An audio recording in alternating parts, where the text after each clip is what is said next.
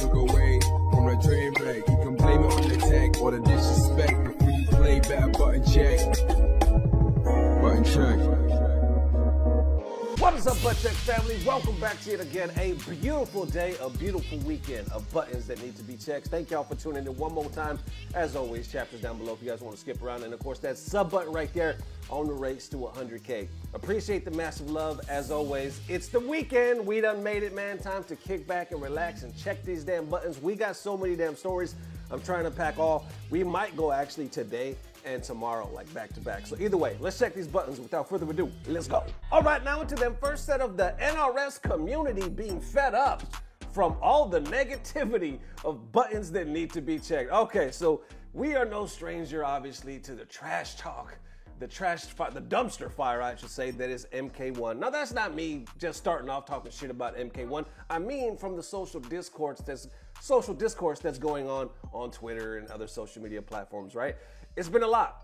And not to say a lot of it wasn't deserved, but a lot of the pros, a lot of people in general, like, you know what? We're tired of it.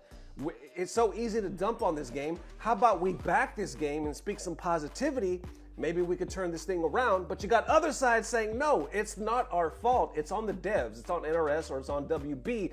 Either way, we got a lot of sides. Let's unpack it. Let's go. All right, started it off right here with MK Tom Brady. The man is no stranger to the scene, been in the NRS community for some time. Some of you might know him or have some type of feelings about him. I actually don't know his whole story. I think we've talked about him once or twice, maybe a little bit more in the lifespan of Button Check, but he's definitely been here. He's been here for a while. This guy, probably more than anybody, has been super outspoken when it comes to how he feels about the game and how the devs have let us down or the game needs to be fixed or it's just tanking. So much so that a lot of people have labeled him as the guy.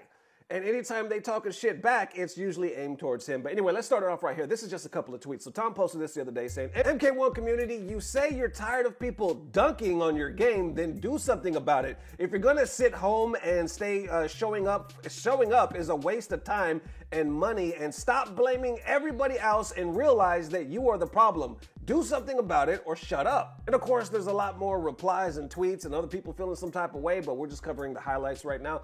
Tom posted again later on saying, you guys say I sound like a broken record. I'm being too negative. You know what a real broken record is? Both times the Pro Series was announced, you have to hear the pro players complain that there's no money and it's not worth their time. That's real negativity. Then I remember around that time, it was either right before or right after, the EVO games were announced and MK1 is in there. There was this joke going around that people were like, oh, I'm gonna go enter EVO MK1 because I'll automatically get top 8. Because they're like, nobody's gonna be there. It's gonna be like 15 people in that hole, so I can go and back and be an EVO champion. That was the running joke on social media.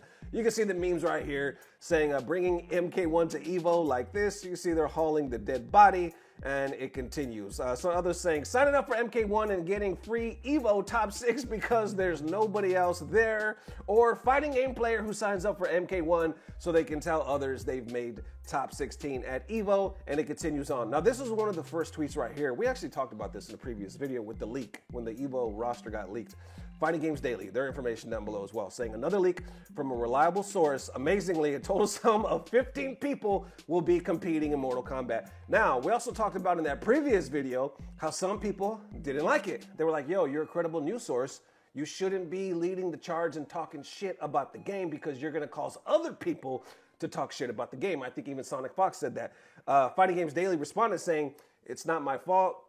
I've been shilling for them for a long time. I've been pro MK1 for a long time, but they've been constantly letting us down. I'm just here to make light of it and tell the truth how I see fit. Now, it's getting to the point where it's bubbling up. A lot of people are getting tired in the NRS community. Like, we're just fucking tired of seeing you guys shit on the game. It's like that's all you live for.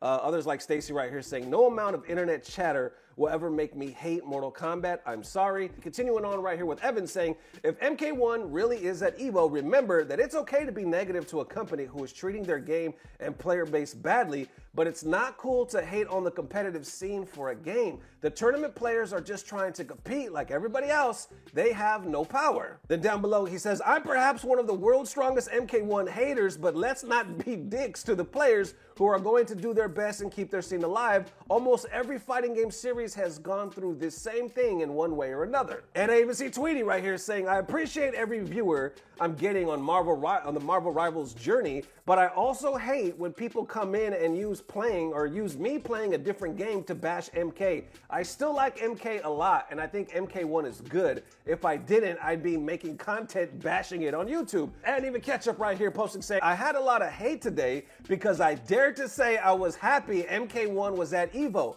I plan on entering MK games. I truly love venality. Unless there's commentary complications, I don't get the fact I love MK in all forms is some terrible thing. Stop being miserable. Underneath that saying, at the end of the day, I'm a Mortal Kombat nerd that plays every single fucking game at a decent level, through the good and the bad. If people can't understand why I would play a lifelong franchise because I love it, then I don't know what to tell you. I just like cool ninjas in it. Then wrapping it up right here, somebody posts this saying, you people only have one topic of conversation. Jesus Christ, just play the game if you enjoy it. Who cares if the game doesn't have 1K random watching a dude playing ranked on twitch.tv? Down below, you can see where they quote retweeted where they say, we thrive, and kind of taking shots. And you see MK1 has 1K. Rivals 157, Guilty Gear 240. But you've seen this a lot, right? You've seen people post these tweets, screenshots where they're like, look, this is fucking pathetic. And then the next day, or on a different chart or something, somebody will post something else that shows that the game is doing really well. Then I noticed there was an interview literally just one day ago by the time I'm recording this from Mike Hollow. I'll put Mike Hollow's information down below. Definitely check it out. Bro, this video looks like it's 4 days long. I'm not even playing. This shit says like 7 hours or some shit. I don't know if I'm tripping. Anyway, link down below. Definitely check it out. We're just going to check out some brief minutes. This is Mike and Tom talking about the hate in the MK1 community and how Tom is receiving a lot of the hate as well. Let's check it out. Can you talk a little bit about what was going on Twitter with you? Because I saw a lot of people were coming at you for things that you were saying. What exactly got everybody bent out of shape? Well, what happened was I didn't even realize, because I work a lot, I didn't even realize that day was the EVO announcement. So, and I didn't even care because we know it got leaked. It was a foregone conclusion. We know MK1 was going to be there. So, like, to me, it was like, okay, we already know the games that are going to be there. I was responding because I saw a lot of people saying, hey, you know, we know our game is at EVO, but how come nobody from Warner Brothers, much like today, right? How come nobody has yet to comment on the rumors of is content done? The community like, oh, you're being so negative. Why can't we be happy on the day we got EVO? Keep in mind, these are all these people who have no chance of attending Evolution because they don't want to. Coming to me about, oh, you know, we got all this good news. So I clap back at them. The fact is the Mortal Kombat community does not have any accountability. The reason why they're in this situation is because people didn't buy Chaos Reigns. Whose fault is that? Is it theirs for not supporting their expansion? No, it's Tom Brady's fault. And obviously, in some twisted worlds, Mike Hollow's fault. Is it our fault that the numbers are bad, that they don't show up to support their game? No, it's not their fault. It's our fault for bringing it up. So it's like you don't support your game. They say we should be supporting the game. People like Tom Brady and Mike Hollow need to be positive and support the game. Why would people who don't buy the expansion and don't show up for tournaments talk to us about supporting the game? The community doesn't even support it. Combo Breaker is in Chicago. Harada will travel across the seas to play Tekken at EVO. Ed Boon won't even go across the street to play his own game. Even he hates his own game. You know when they say that you're being negative? All right, y'all. There you have it, man. That comment about Ed Boon took me out. I never even thought about that. He was like, Harada travels across the sea to play some Tekken. Ed Boon won't even show up across the damn street because he hates his own game. That is hilarious, man. Interesting point of view, right? I think if you know, like I said, this is a long-ass interview, so I'm sure they go more in-depth than some other things. Definitely check it out. But yeah, there you go. You have both sides of the fence. It is no secret that, yeah, there's been a lot of disappointment with the game. Game came out so hype. Everybody was in love with it. That tends to happen. And then the NRS curse kind of takes over, sad to say, where they're like, the games die out just way too quick. A lot of people talk shit. They're like, oh, this was just a money grab. Y'all don't really care about us. But it does seem like when they show the numbers on other stats that universally, not just FGC, because we have a tendency to think it's all about us, right? But when you think about casuals, everybody always says that. I know Dirty Low always preaches that. It's like that game is mainly for the casuals. That's why NRS or WB is not really fucking with the FGC, for lack of a better term, the way you see like a lot of other, devs, because technically they don't have to. Right now, though, doesn't look like this argument's gonna go away anytime soon. How many interests do you think is gonna be at EVO? They talk about 300 to 400, something like that, and then everything else is gonna kill it. How y'all feeling? Let me know. All right, and next up, for the FGC being too broke for locals, but it's actually okay sometimes, buttons that need to be checked. So this shit has been going on, I think, for at least the last 2 or 3 days. I thought it was gonna die down, doesn't seem to die down. So we're gonna check out some tweets and reactions. Brian F actually covered it as well, just like 4 hours. Literally, y'all, I was making this video and I went to research some stuff and I saw that Brian just posted this hours ago. I was like, holy shit, so it's that hot. It's that hot, he's covering it too. So we're gonna check out a clip from Brian because he does it really well.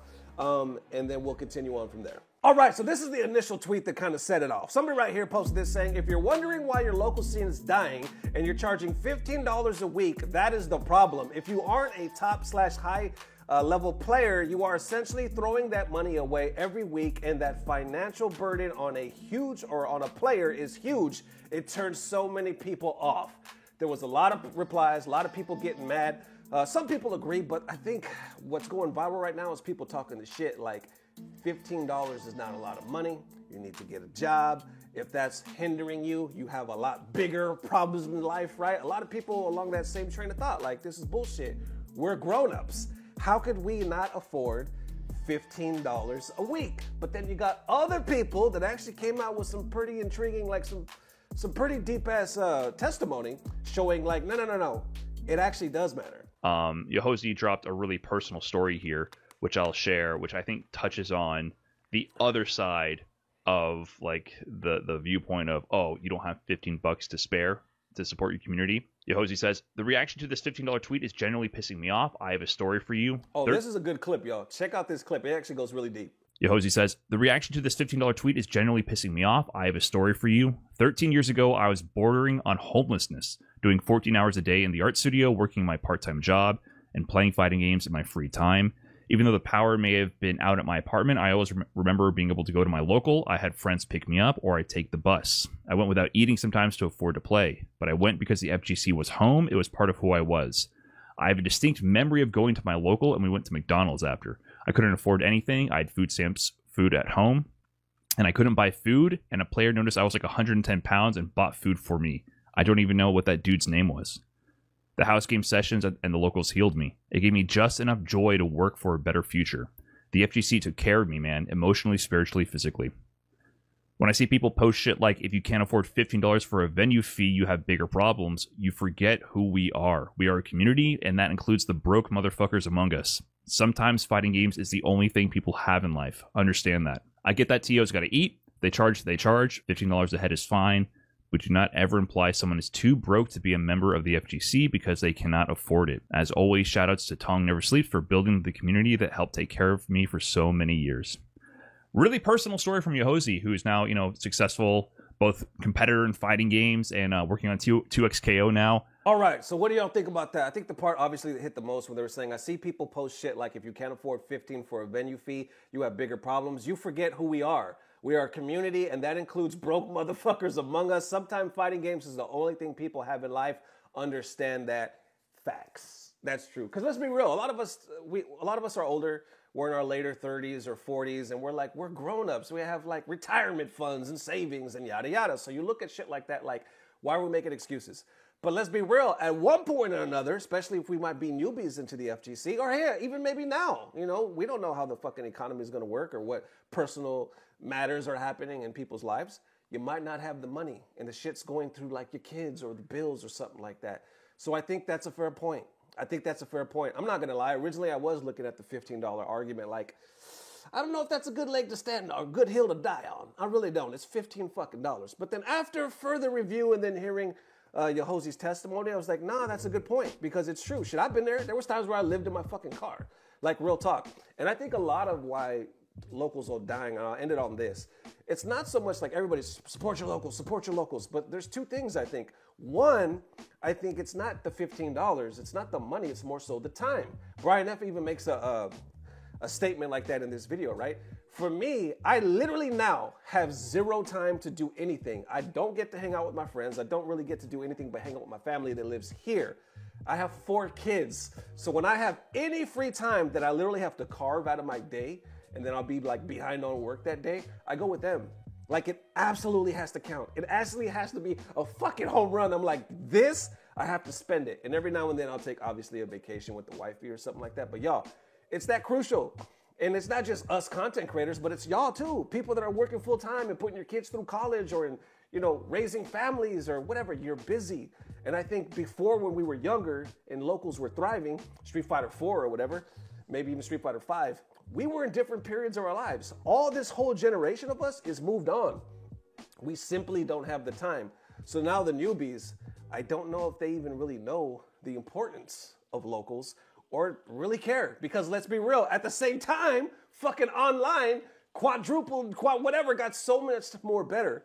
It was the double-edged sword. We wanted it better. We preached it to be better. It got better. Now it's not perfect, but it got better to the point where people just stay home. And a lot of people either don't want to spend the money, the gas, or the time, or they have social anxiety and they rather just play home or play at home, save the money. So I think we're in a very weird state right now. You see majors thriving like Evo because they're like celebrations, big things, right? But as far as locals, damn, I don't know what the solution is. It looks like they're going to be struggling for a minute. How y'all feeling? Let me know. There it is, ladies and gents. Definitely let me know how you all feeling. Thank you guys for the amazing love. We will see you soon. Matter of fact, I'm trying to post again tomorrow, so hopefully you guys will see you then. As always, enjoy your weekend, and I don't know what it is, but I know it's about to get better. Love y'all, fam. Peace. Blah, blah, blah. Subscribe.